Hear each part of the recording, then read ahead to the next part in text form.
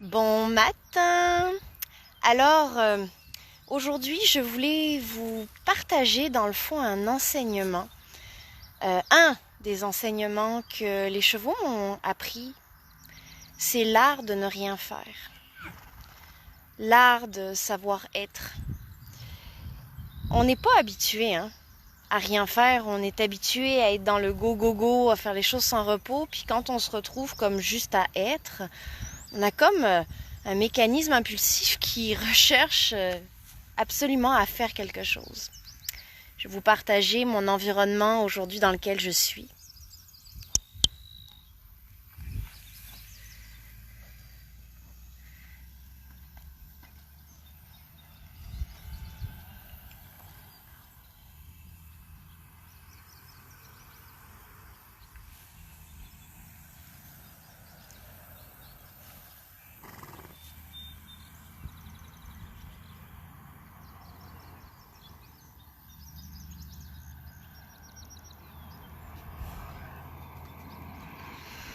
Alors ces êtres-là, ils m'apprennent à chaque fois des prises de conscience et des leçons de vie, si je pourrais dire, qui sont tellement grandes, tellement belles, tellement qui permet à l'humain, dans le fond, vraiment de s'épanouir, de se trouver, de se retrouver et de se permettre de réapprendre à réellement être un humain.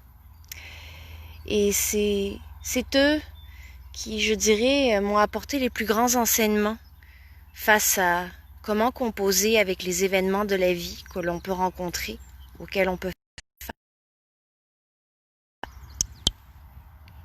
Car ces chevaux qui sont vraiment dans un environnement, comme vous pouvez le voir, qui est vraiment paradisiaque pour eux, parce que oui, les chevaux, ils sont des animaux grégaires, ils ont besoin de vivre en troupeau, et ils ont besoin d'avoir de l'espace, de bouger, de marcher. À l'état sauvage, les chevaux font une moyenne de 60 km par jour et ils ont besoin de manger 15 à 18 heures par jour parce que leur système anatomique, physiologique, digestif est fait pour mastiquer, pour manger continuellement, pour avoir une digestion.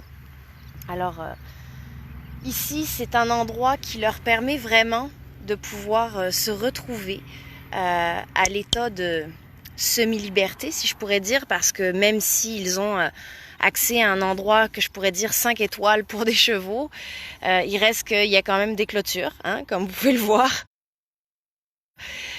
Donc, ils n'ont pas la possibilité de marcher autant qu'ils voudraient. Puis oui, ça a des impacts, évidemment, même si on veut faire de notre mieux avec ça.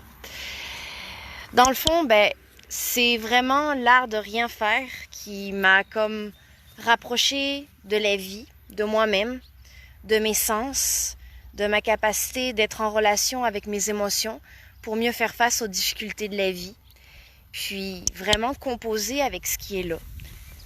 Parmi l'impermanence des choses, de la vie, hein, la maladie, la souffrance, le deuil, ici aussi vivent ça, hein. Les intempéries, comme la maladie, la souffrance. Ils sont une famille qui vivent ensemble et qui apprennent à composer avec le tout. Ils ont chacun un espace qui se délimite entre eux autres par leur langage non verbal. Et ils transmettent beaucoup de messages, dans le fond, à l'être humain. Hier, j'ai partagé une vidéo sur, dans le fond, l'intelligence du cœur et l'énergie invisible du cœur. Puis, en fait, les chevaux, ils composent constamment avec cette énergie-là face à l'humain, mais aussi entre eux autres. Sauf que eux autres, ils vivent à un état qui est vraiment différent du nôtre, hein. Ils sont beaucoup plus proches de leurs instincts. Ils sont beaucoup plus proches de tout ce qui peut être une menace à leur survie. Hein? Donc, dans la chaîne alimentaire, ce sont des animaux ils mangent pas, ils sont pas carnivores. Hein? Donc, de par le fait qu'ils sont herbivores et que c'est des proies dans la chaîne alimentaire, eh bien, ils ont beaucoup plus les sens développés. Ce qui fait que ça rend l'approche avec laquelle je travaille vraiment unique. d'un point de vue apprentissage, éveil de conscience, parce que c'est vraiment de l'éveil de conscience facilité par le cheval, au travers de plein d'enseignements, de pleine conscience. Et le cheval, en fait, nous emmène d'une façon révélatrice à nous-mêmes, de par son langage non verbal, comment il va répondre à notre incohérence, notre cohérence interne, comment il va nous accompagner au travers de ce processus-là. Et moi, bien évidemment, avec mon accompagnement non directif pour amener la personne à aller plus loin, des fois, des choses qu'elle ne voit pas. C'est sûr que moi, je travaille avec des partenaires que je connais. Donc, je sais un peu comment ils réagissent face à tel type de personnalité, tel type de problématique. Donc, ça me donne beaucoup d'informations sur la personne sans même que je la connaisse plus que ça. Et dans le fond, moi, je vais emmener certaines observations à la personne pour l'emmener à peut-être voir ce qu'elle voit pas.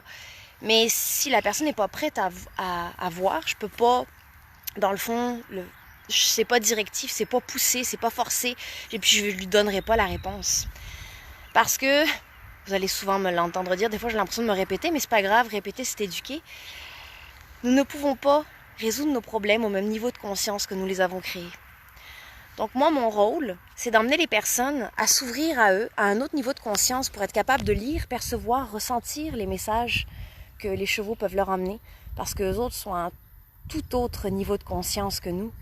De par le fait de cet autre niveau de conscience, pour être en mesure d'entendre, de percevoir et de vraiment lire ce qu'ils veulent nous apporter, à nous éveiller à nous-mêmes, il faut se mettre à un autre niveau de conscience pour ça.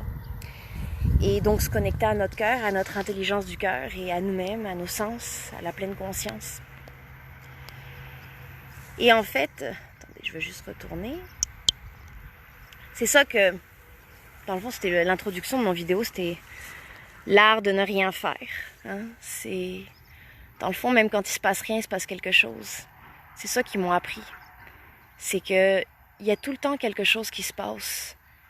Mais on n'a tellement pas été habitués à voir les choses et à les accueillir qu'on est poussé par le mental à essayer de trouver vraiment quelque chose. Puis quand on cherche trop, souvent on le trouve pas. Quelque chose de très basic, hein, quand ça doit tous vous arriver, hein, vous perdez les clés de votre auto, vos lunettes ou quelque chose des fois d'anodin. Puis quand vous le cherchez, ou même un objet ou un vêtement, puis quand vous le cherchez, vous le trouvez pas. Puis c'est au moment où vous lâchez prise, que vous avez fait le deuil, qu'à un moment donné il ressurgit. C'est un peu la même chose avec les messages que les chevaux veulent nous emmener. C'est vraiment comme quand on se connecte vraiment à notre corps, puis qu'on intègre le processus de l'éveil de soi, de la pleine conscience, on est plus en mesure vraiment d'entendre là où le cheval il veut nous emmener. C'est tellement un beau processus, c'est tellement un beau cheminement, puis c'est fait d'une manière que c'est tellement bienveillant. Le cheval, il n'a aucun vice en arrière pour nous emmener à comme juste nous révéler à nous-mêmes. Ce processus-là m'a vraiment éveillée à une autre façon de vivre, à vivre différemment, en harmonie avec moi et les autres. Parce qu'on vit dans une société, on vit dans une civilisation, et des fois on doit se retrouver à composer avec des choses des fois qui nous dérangent, hein, qui sont pas forcément en accord ou en harmonie avec nous. Mais c'est apprendre à composer avec, parce qu'on peut pas toujours tout tasser, on peut pas fuir la réalité. La souffrance, les difficultés, les problématiques font partie de la vie. C'est apprendre à composer avec, puis à être bien là-dedans. Donc voici un des enseignements, en fait j'en ai nommé plusieurs peut-être au travers de tout ça, que les chevaux m'ont amené. D'apprendre à me déposer et à comme juste être, ça m'a vraiment éveillée à moi. Et c'est un processus que, pour moi, c'est même pas un travail, le partager, ça reste que c'est mon travail, une facette de mon travail, mais j'ai vraiment un grand honneur de partager ce processus-là aux gens, parce que c'est tellement une expérience inestimable de réussir à comme grandir au travers de ce processus-là, c'est vraiment un cadeau. Alors, voici le petit partage que je voulais vous faire ce matin. Puis, je vais vous laisser sur une belle vue.